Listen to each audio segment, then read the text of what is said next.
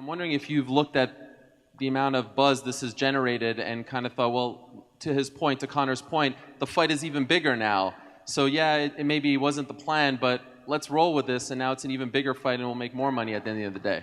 Yeah. No, I don't disagree with that. But Conor will fight again. Is it fair to everybody that's sitting up here? I mean, people came in from Poland and Brazil. I mean, how many times do I got to say that? I mean, is that fair? Well, Huh?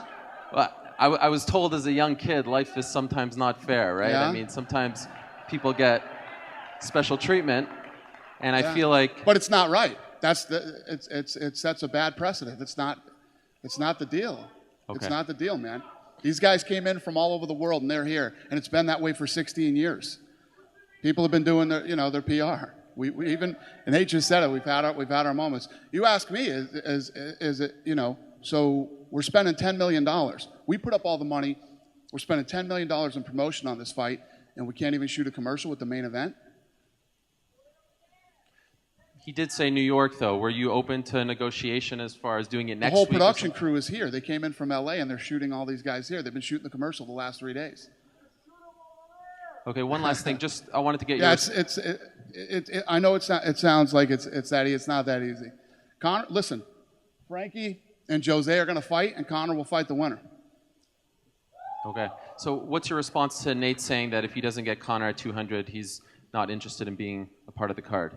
Yeah, we'll work that out. We'll talk, and we'll figure it out. The thing is that I didn't want to screw him out of UFC 200. You know what I mean? If he wanted to be a part of this thing and wanted to fight, then I wanted to give him that opportunity. Okay. I guess the part I'm just not understanding is if he wants to fight and Conor wants to fight and everyone wants to fight, why not just make the fight? Next question. Thank you, Dana. I know. Life's tough. Ariel said it. Question for Dana. Yeah. Dana, if you do find a new opponent for Nate, and if it is not, in fact, Conor McGregor, would the fight remain in the main event slot regardless of who the opponent is, or would that be determined Say later? that again? What would what? If Nate gets a new opponent, okay, would he stay in the main event slot, or could he possibly... Well, one of the title fights would be the main event. Yeah. Okay. Yeah.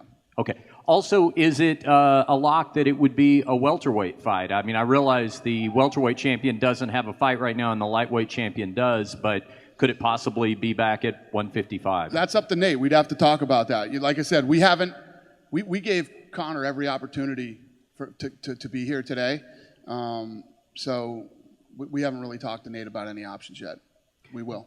Dana, could you also confirm the accuracy of the reports that we heard that when you were trying to work this out with McGregor, he was offered a private plane, he was offered to have all the gym equipment shipped over stateside? Is that all true? All these guys were flying private for the press tour. Yeah, they were all flying private. It was from Vegas to Stockton to New York. Yeah. And finally on that subject, is it possible, I'm assuming all the guys have and ladies have a clause in their contract about doing reasonable promotion for a fight once they're contracted to do it. Is there a possibility that a fighter that wouldn't do that after they signed a bout agreement would be in breach of contract? What's that? Could a fighter be in breach of contract if they agreed to a fight but then did not promote the fight after it was scheduled? I don't know. We're not going there. I mean, everybody knows that that's the deal. We're not talking breach here. Conor, it is what it is. How do you plan on filming the commercials for Nate, given that he doesn't have an opponent yet? Would that leave it open for Conor to still film commercials? Well, he pretty much just said, I don't want to fight anybody but Conor. So, I don't think me and Nate are going to have a long conversation about this. Seems pretty simple. So there's still the possibility of you filming more commercials somewhere else for UFC 200, given that there's still arguably another title fight that can be made? Maybe, maybe not, yeah.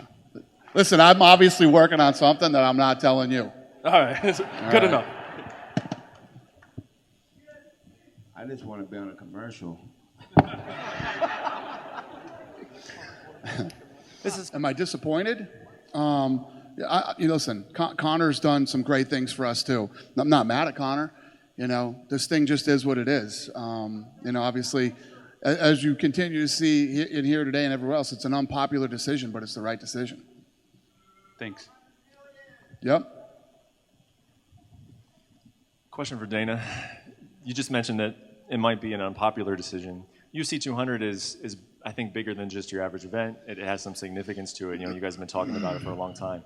Do you think that it can be as big without Conor McGregor after he was already, scheduled to headline the card? Do you think it can still be as big without him? Listen, Conor has a huge fan base. Conor, people love to see Conor fight. When he does media, it's second to none. I think he's one of the best ever when he does interviews and things like that. But UFC 200 is going to go on. It's going to happen, and it is what it is.